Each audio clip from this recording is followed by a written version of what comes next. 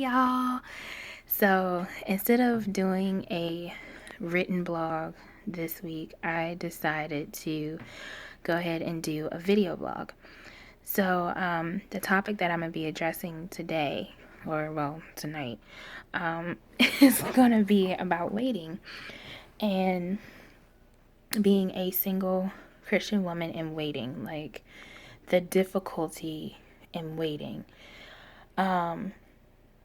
So this is going to be like dope and I'm excited because it's a different perspective that I personally didn't even think of until God brought it to my attention. So before I even really get into the gist of it, I just want to set up a scene because it happened to me literally just weeks ago that made me think about this and made me really sit down and evaluate my whole self and my thoughts. So, starting off, like, I was at the grocery store just a few weeks ago or a couple weeks ago, and I was super duper excited. Not because it's just like food and stuff everywhere, but because like I'm on this whole new health kick and I'm hype. Like I'm ready to lose weight. I'm ready to be healthy. I'm ready to just be committed to this thing, right? So I go to the grocery store with my mom, and she's all into the health kick. My dad is into the health kick, and I'm hyped. I'm like, yes, I got everybody on board. So much support. I got friends outside of the home that's like giving me so much support, so I'm excited. So I'm just in the store grabbing stuff, and life is just great. I'm not worried about a thing. And then I get to the front of the line, and you know how when you go to the grocery store, it'll be like you don't, unless you're like running from work or an event or something, like you're not really that dressed up. You're just chilling. Like you may have some sweats on, a tank top, loose shirt, whatever. And that was the same thing for me. I had on just some shorts, a long shirt, no makeup, flip flops. I was chilling. I was cool. So I get to the front of the line and I see this good looking guy. Now, in that moment, my whole demeanor changed. I was like, dang, I should have put on makeup. I should have put on some lip gloss. I should have did this, should have did. Like, I became critical of myself. But I was like, all right, don't even try to do that. Just work with what you got. So here I am, like, adjusting myself and be like, oh, do this, do that, and pretend. And I'm just like, literally everything is like changing before me. And I'm just like, it was so funny because it was just in my mind. I was like, all right, look, T, don't be sitting up here saying, hi, like that's too high of a pitch. Or be like, how you doing? Like that's doing too much. Like I was literally like being my own coach in my own pep rally at the same time, hyping myself up just to say hello to this guy. So I get to the front of the line after putting the groceries on the conveyor belt, and I say, hi, how are you? And he has this deep voice. Oh my goodness. Like, I wasn't expecting that. I didn't know what I was expecting, but I wasn't expecting that voice from him. And, I was like, yo, you are beautiful. Oh my goodness. I mean, you look good. But man, that just like for me, and most women know what I'm talking about when you hear that deep voice though. Oh my goodness. Anyway, let me not even try to get myself hyped up right now. When you hear that deep voice, whoa. Anyway, I was like, wow, you are beautiful.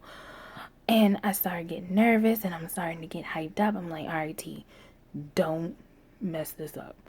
Don't get so into your head, because I'm the type of person that I'm analytical and I'm logical about almost every single thing. Like, I analyze everything. Like, I can sit down and watch The Lion King and analyze it. Like, and it'll be, for me, it's fun. Like, I love analyzing stuff. But that just was like not the time for me to sit up there and do something like that. So, I started analyzing my whole being, how I was standing, how I was talking, whether should I have like folded arms or folded hands? Where should I put my hands? Should I put my hands in my back pocket? I was just being so critical of myself. And I believe when I'm so critical like that, all of my emotions show on my face. So sometimes people are like, "Are you okay? Are you going through something?" Like, no. I'm just thinking entirely way too much and my face cannot keep up. So I'm just sitting there and I'm talking to myself in my head, and and then it gets closer to the line, and by this time my mom is at the end of the cart. Like, I'm at the cash register, and I'm about to go to the end of the line to put the groceries in the cart. And by this time, like, I had planned out, like, ooh, what if he liked me? What's his name? What do he like? What can I do? What is this? What is that? What is this? Like, and I'm just thinking about everything, like, literally from the end of the line. I was hype about being healthy. And then at the back of the line, I was hype about being healthy. And then at the end of the line, when I was getting my food and putting it in the cart, I was planning my first date with this dude. Like, and I had an epiphany in that moment. I was like, whoa, what got me here? What put me in this moment? How, how is it that I was just thinking about making dinner tonight and cooking dinner, and now I'm thinking about a first date? Like, how did I get here? So I had to think. I had to retrace my thoughts. I had to question my thoughts. And I had to ask why. Why am I thinking this way? What is going on? Why am I so eager? And, being a single 25-year-old, seeing all my friends getting either booed up, bait up, or married, it's like, I'm happy for them because that's something that I do want for them, but I want it for me too. And it's just difficult sometimes because we see people that we wouldn't think get married, and they're getting married. Like, they just getting boo after boo, and I can't even get a number. I can't even get a holler, like, not even a holler. I don't want to be hollered at, but I can't even get like somebody saying, "Hi, how are you? You're beautiful. Would you like to sit down, have a cup of coffee?" Like, I can't even get that. And my friends, everywhere they turn, they're getting that. And I'm just like, what am I doing wrong? So I'm sitting there and, I'm standing there, and I was like, why am I so eager? And God brought it to my attention that there's this condition. And I was like, condition? What does that mean? And God was like, there's a condition within the Christian culture where men and women alike have learned from others to be eager. And I was like, hold up. Wait a minute, God. Like, wait, what? How? And he was just like, look at all the people around you. Who taught you to not be eager? Who taught you to be impatient? and at first I was like, me? Like, you already know I'm impatient. Like, I don't get something that I think I should get right away. I'm tripping. Like, where is it at? Like, what is going on? And God is like, no, it's not only you, it's learned behavior. And I was like, good point. Good point. Good point. So, what I want to talk about is that sometimes our eagerness and sometimes what we end up being so impatient for, especially in our singlehood, for those who are men waiting for their wives and those who are women who are waiting for their husbands. Sometimes it's learned behavior, you know? Because I know sometimes that when I'm around my Christian friends and it's nothing against them, you know, sometimes our conversation is only about what we're going to do when we get married. And, you know, it's good because we encourage each other, especially when we have discourage and we're feeling lowly about what God has promised us. But at the same time, you got to sit down and think, where did it come from? Why is it that every time we get together and we talk, we're talking about this thing and we're talking about it in depth and we're talking about the ins and out, and that all we can talk about and is like singlehood is this way, but marriage is like this. And I feel like there's something missing. Now, I'm not going to go on this whole thing of, yo, singlehood is you got to be content and you got to do this and you got to work while you wait.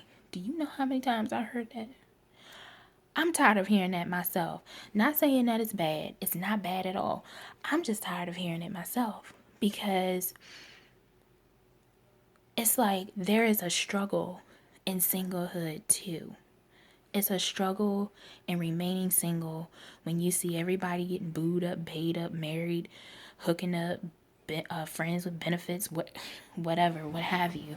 And they're getting it so easily. And here we are just sitting and waiting. And seems like we're twiddling with our thumbs. Like, you know what I mean? Like, I sent this article off of BuzzFeed to one of my friends last night.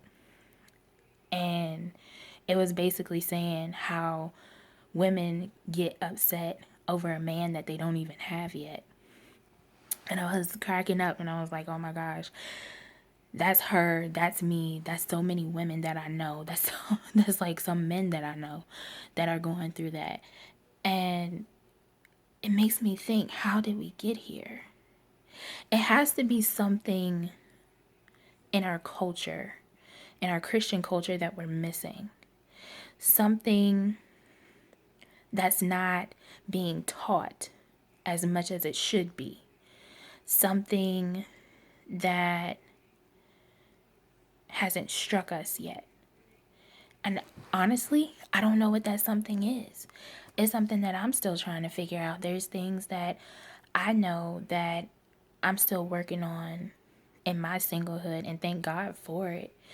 I'm glad that right now in my life that I'm not in a relationship or dating or anything like that, because where I am, where I'm standing right here, right now, in this moment, in this hour, it would be unnecessary and it would be more difficult.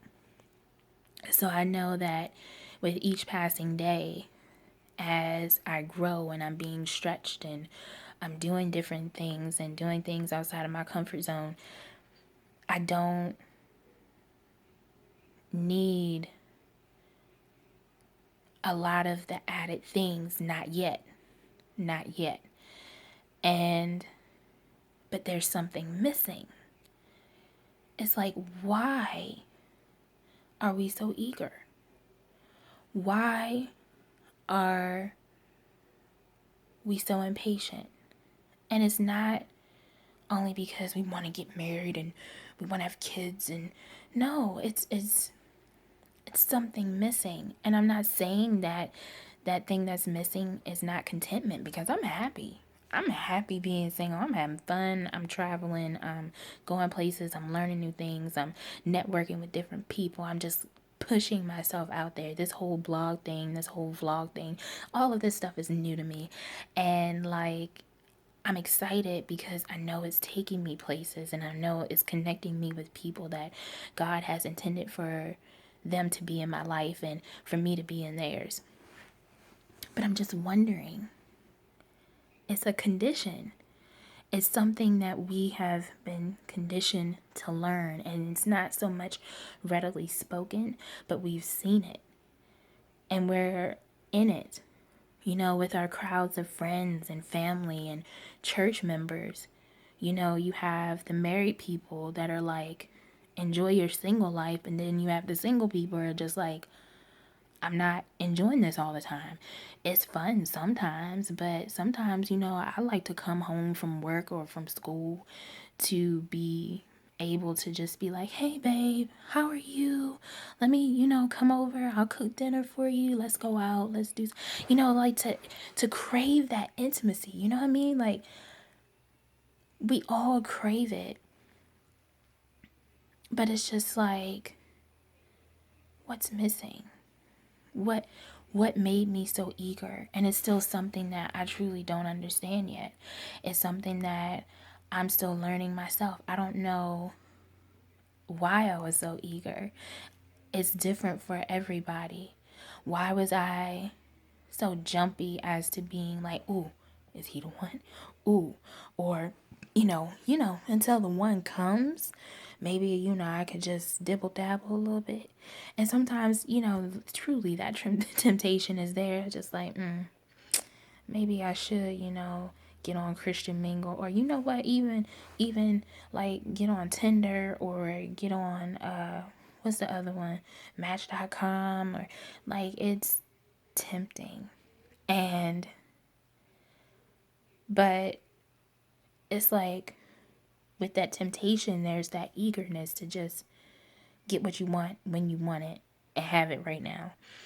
So I guess what I'm trying to say is that I think that our eagerness and being impatient is something that we have learned from one another, and something that we have adapted from the world, that at a certain time in our lives, at a certain place in our lives, we should be married, we should have kids, we should have our own home, our own car, we should be financially stable. So I think it's not only the Christian culture, but I think it's American culture too, because according to American culture, being 25, I should have my own insurance. I should be getting my master's degree. I should have my own home. I should be working. I should at least be working towards getting married and having children. And that's just not the case. I'm still at home, which I don't mind. Thank you, Jesus, that I have a home to come to and don't have to pay rent and all that stuff. And I'm still in school, and I'm about to graduate in a year with my BA, and then go off to graduate school with the support of my parents. Like, it's a blessing, and it's a blessing wherever you are, whether you're still living with your parents or you're out on your own paying your bills, doing your own thing. Like, it's a blessing where you are. And I'm just trying to figure out, why am I so eager, and why is this thing just constantly in the back of my mind? I'm just trying to figure it out. I just want to know. So that's my question to you. Why do you think that we as Christians become so eager? And why is it that marriage is sometimes looked at as the ultimate goal? Why is that so much of a focus? Is it because of possibly the people that we're around? Is it possibly that we're not getting into the word enough? Is it possible that it's just mixed feelings of you know, our human condition and our spiritual condition, because we know what we've been promised and we have that desire to have that. But it's just that we're so eager and sometimes we get impatient waiting for it. So what's going on here? What's happening? Like, why is it happening and how can we fix it?